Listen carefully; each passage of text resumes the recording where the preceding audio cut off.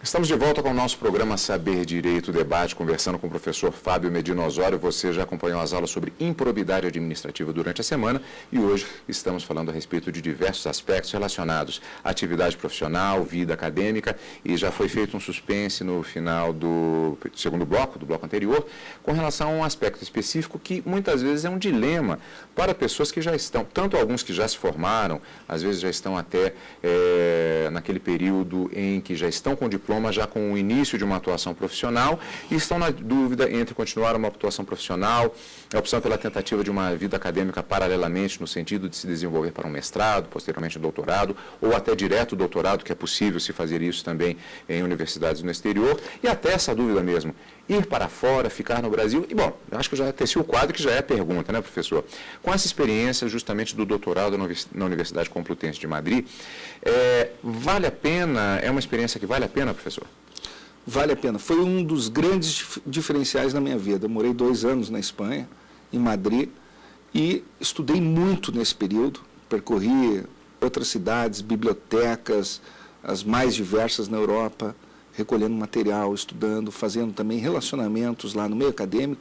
Nós temos uma relação muito ampla no meio acadêmico espanhol, sobretudo, toda a escola de catedráticos do professor Eduardo Garcia de Enterria, que foi meu orientador e que é um dos maiores administrativistas vivo. É um jurista que tem uma produção imensa e uma liderança intelectual espetacular na Europa, foi o primeiro juiz espanhol do Tribunal Europeu de Direitos Humanos. E realmente fez a diferença. Foi uma grande oportunidade, eu acredito até que mudou bastante, digamos assim, a minha maneira de ver muitas questões do ponto de vista jurídico. Até então, eu também acredito que eu tivesse uma visão mais comprometida, digamos assim, com a cultura institucional do Ministério Público, que é muito forte, que é uma cultura e que acaba também marcando os indivíduos como os juristas da instituição. E ali, sim, houve uma abertura imensa que me proporcionou um enorme crescimento pessoal, profissional e intelectual. E lá eu gestei esse livro também, que foi o Direito Administrativo Sancionador, né? E a minha tese de doutoramento posteriormente, que veio a ser a teoria da improbidade administrativa, que só pude terminar depois em 2003. O professor abordou uma questão no início do programa e agora também em áreas um pouco diferentes, mas que ela é uma questão que talvez seja pouco falada, que é justamente a respeito daquilo que os estudiosos, especificamente da área de recursos humanos e mesmo de marketing, chamam, é o chamado networking, ou seja, aquela rede de relacionamentos que faz com que você tenha a possibilidade de informações.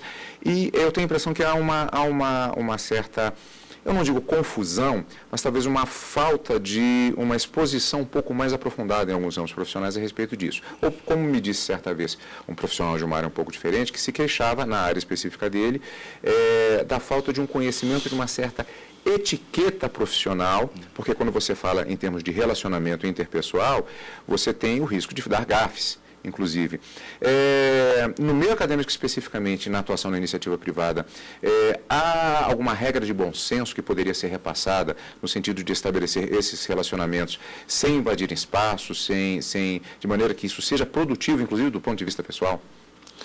Eu acredito que essa ideia que você acaba de mencionar, quer dizer, não invadir espaços, eu acho que essa é a regra principal. Não invadir espaços significa você ter noção, ter bom senso, para se movimentar nos diversos ambientes que você frequenta. Um ambiente, por exemplo, de professores, mais acadêmico. Esse ambiente pode se transformar na medida em que pode adquirir um status mais informal. Você ter a rede a partir do conhecimento das pessoas que são apresentadas a você, você é apresentado a muitas pessoas, né? Ou a aproximação a partir de afinidades que as próprias redes sociais também proporcionam.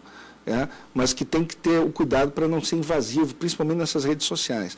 Eu acredito muito no trabalho artesanal, quer dizer, e numa rede que implique essa lealdade, a transparência. Isso é uma arte, na verdade. É uma arte no sentido que você tem que gostar, na verdade, porque você vai alimentar, no fundo, a sua rede de amizades. Quer dizer, você tem amizades de distintos graus. Você pode ter o melhor amigo, você pode ter amigos muito mais pessoais ou de infância.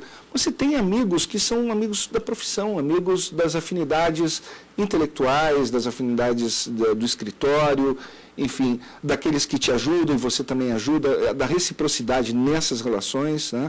Respeitando sempre o marco ético enfim, de atuação de cada um, de competência, enfim, e tudo aquilo que diz respeito à distribuição da própria amizade. Porque a rede, ela faz com que a amizade possa ser distribuída e recebida num nível de reciprocidade. Acho isso muito importante.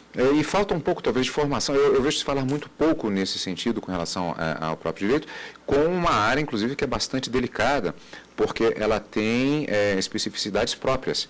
É uma área em que, inclusive, você tem um processo de hierarquia em relação às funções que são ocupadas na própria corte, no próprio fórum, um juiz mais antigo, o presidente da corte, e o indivíduo, às vezes, na atuação como profissional liberal, mas que, às vezes, ele pode, às vezes, um recém-formado pode não ter uma noção muito boa de como gravitar nisso, vem a famosa gafe e o indivíduo acabar sendo um famoso chato. E isso é muito ruim.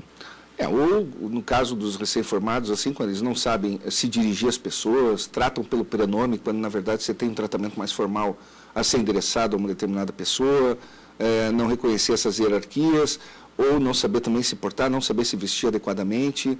Hoje em dia está imperando a informalidade, né? A deterioração do idioma nas redes sociais, você olha na internet, e isso passa por uma série de outras instâncias, inclusive a questão do vestuário, a questão da forma de se comunicar. Então, realmente, você está mencionando aqui, eu diria assim, uma situação que poderia ser objeto, talvez, de um currículo de faculdade, inclusive. Porque eu vejo uma lacuna enorme também nesse terreno hoje em dia. Você ouve normalmente falar das gafes, você aprende até, às vezes, até com o erro dos outros. É muito comum comentar, alguém foi lá e fez tal coisa, assim, mas isso não é óbvio, às vezes para ele não era, e eu não vejo um comentário de um estudo, talvez, como existem em outras áreas da administração, inclusive, e não se fala muito disso. Você recrutar um profissional no mercado hoje, recém-formado, digamos assim, que ele já tem noção de como é que ele se comporta para falar com o juiz, com o desembargador, com um membro do Ministério Público, uma autoridade pública que está definindo uma situação do escritório. Como deve falar, como deve se comportar, como deve se dirigir. Isso tudo não sabem. Né?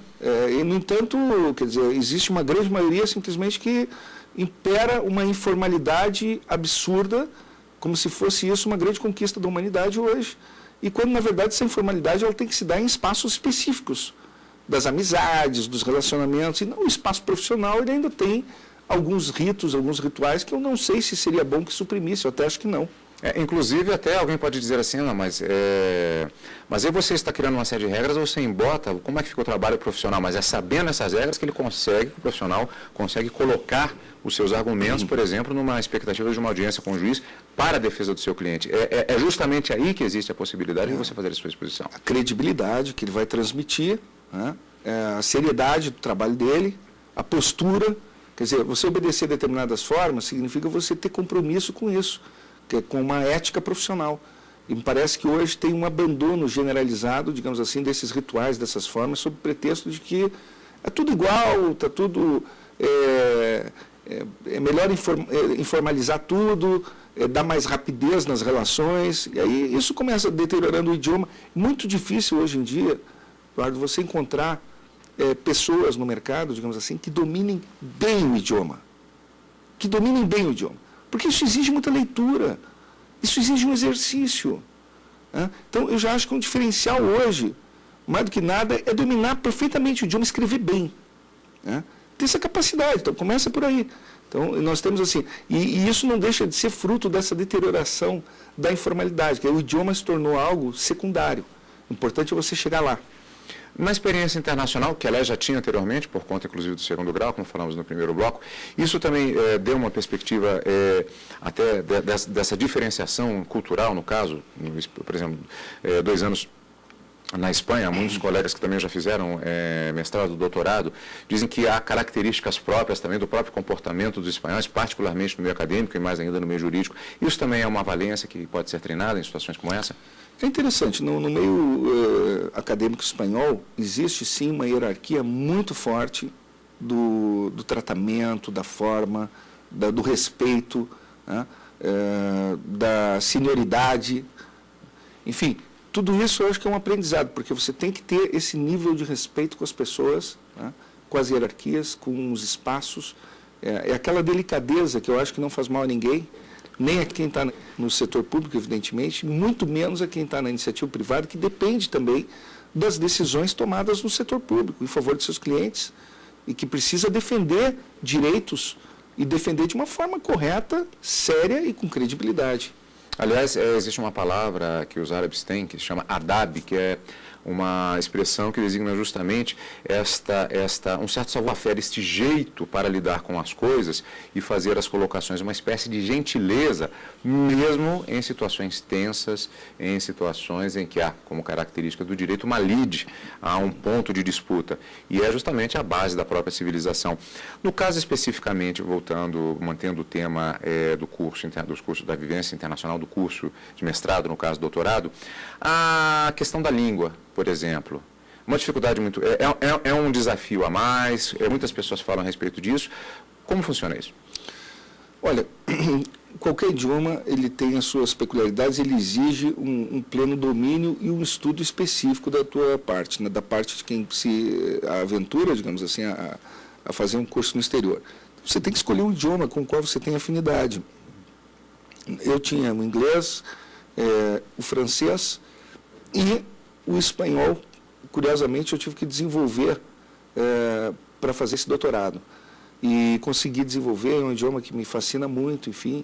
E a tese é defendida no idioma espanhol, e é escrita e apresentada no idioma de origem. Tem que ser castiço, não dá para ter Você tem que trabalhar isso, você tem que saber desenvolver, você tem que expressar o teu raciocínio, né? Obviamente, você busca apoios para tentar revisar, para tentar mitigar os erros, enfim, na redação, né? Mas só o fato de você ter que escrever naquele idioma já muda totalmente também os teus parâmetros, teu raciocínio, a modo de abordagem. Bom, nós vamos aproveitar, finalizamos só esse ponto, então, é uma experiência recomendável para qualquer pessoa. Independente, inclusive, é um outro ponto específico que eu gostaria de abordar, da fase da vida profissional. Por exemplo, há pessoas que nesse momento estão nos assistindo que acabaram de formar, estão pensando no mestrado. Melhor esperar um pouco, posteriormente, ou então a pessoa já está numa outra fase da vida. Existe uma fase disso? Como seria nesse sentido? Olha, quem pensa no concurso público, né, eu sugiro que primeiro entre no concurso público e depois se dedique a fazer um mestrado ou doutorado, enfim. Né. Quem pensa, por exemplo, na iniciativa privada, aí sim eu sugiro que faça o mestrado e a trajetória acadêmica o quanto antes. Porque é importante, e aproveite para fazendo as redes e focando no profissional, de preferência tentando trabalhar simultaneamente, já ocupando algum tipo de espaço, negociando esse espaço em função dos horários que terá para dedicar ao meio acadêmico. Mas tem que gostar da parte acadêmica em si, tem que gostar de aulas, né, digamos, na imersão acadêmica, se acostumar e ter essa preferência. Do contrário, eu também não acho algo obrigatório hoje em dia, né? Embora para o profissional da advocacia faz alguma diferença, sim, faz uma diferença. Porque ali você tem um espaço inovador por excelência. No meio acadêmico você vai aprender a inovar, e se você souber inovar com correção no meio acadêmico, você vai ter chance de crescer mais profissionalmente. As informações que você tem aqui no Saber Direito Debate. Já estou mais à frente um pouquinho na cadeira, justamente que vamos agora para mostrar a bibliografia recomendada de hoje. No caso, nós já mostramos, mas eu vou repassar novamente para o telespectador. Já temos aqui Direito Administrativo Sancionador, do próprio professor Fábio Medina Osório, no caso a terceira edição, revista atualizada e ampliada, uma obra de referência, exatamente publicada pela editora Revista dos Tribunais.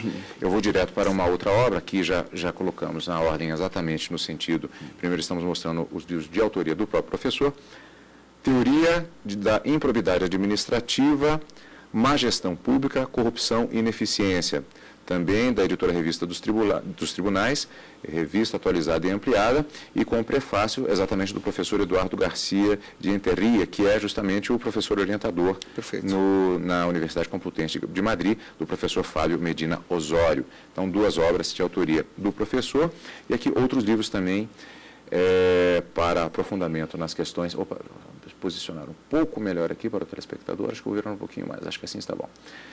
Direito Administrativo Sancionador, Alejandro Nieto, 4ª edição, reformada. É uma publicação em espanhol, né, professor? Esse é um dos maiores catedráticos também na Espanha, direito administrativo, catedrático emérito, e é um maior teórico espanhol sobre direito administrativo sancionador, que é um tema muito importante para domínio da teoria da improbidade administrativa. É um livro difícil de ser localizado aqui no Brasil? Eu acho que pelo site você encomenda pela Marcial Ponço. Hoje em dia a internet te facilita tudo. Outra obra, também esta em espanhol, professor Luigi Ferrajoli, ou Ferrajoli para alguns, Derechos e Garantias, la ley del más débil, que também pode ser localizada com certa facilidade. Com facilidade nos sites, nas livrarias brasileiras e espanholas que trazem, e que, na verdade, mostra a importância de se trabalhar institutos oriundos da cultura penalística, mas dentro da teoria do garantismo, para compreender melhor o tipo de regime jurídico que se deve adotar na teoria da improbidade. Vamos para uma obra, desta vez, em português, publicada pela editora Forense. Vou virar um pouquinho aqui para facilitar a visualização. O controle dos atos administrativos pelo Poder Judiciário. Seabra Fagundes, professor Seabra Fagundes. É um clássico, né? Esse é um clássico. Ele foi apenas reeditado aqui, enfim, mas é um livro clássico, me parece importante dizer. Poderíamos dedicar aqui os cursos de Direito Administrativo, curso de Direito Administrativo do professor Diogo de Figueiredo Moreira Neto, por exemplo, que é uma referência. Mas, na verdade, nós estamos tratando assim de algumas poucas referências em que você consegue uma imersão e, ao mesmo tempo, um conhecimento muito razoável, muito importante até, do mecanismo de funcionamento da Lei 8429 de 92, que é a teoria da improbidade administrativa, a interpretação do artigo 37, parágrafo 4º da Constituição Federal. E esses temas, inclusive, aprofundados durante as aulas do Saber Direito, improbidade administrativa, conceito de improbidade, regime jurídico da improbidade, teoria do tipo, teoria da pena, ação civil pública. Justamente os temas que você pode acompanhar durante a semana e que, se perdeu alguma das aulas, você pode resgatar justamente pela internet, assistir novamente às aulas do professor Fábio Osório. Professor, muito obrigado pela sua participação aqui conosco. Como sempre, o convite fica sempre renovado para a abordagem de outras questões relativas ao direito, aqui cumprindo a nossa função da TV Justiça de tentar passar para os telespectadores os elementos de direito e, portanto, também de cidadania. Fica o convite renovado, portanto, para a sua participação e o agradecimento por estar aqui conosco. Muito obrigado, Carlos Eduardo, pela entrevista, pela oportunidade. O programa Saber Direito me parece de fundamental importância para a sociedade brasileira. A TV Justiça tem cumprido esse papel social. Professor Fábio Medina Osório, no Saber Direito Debate, que você acompanha aqui na TV Justiça.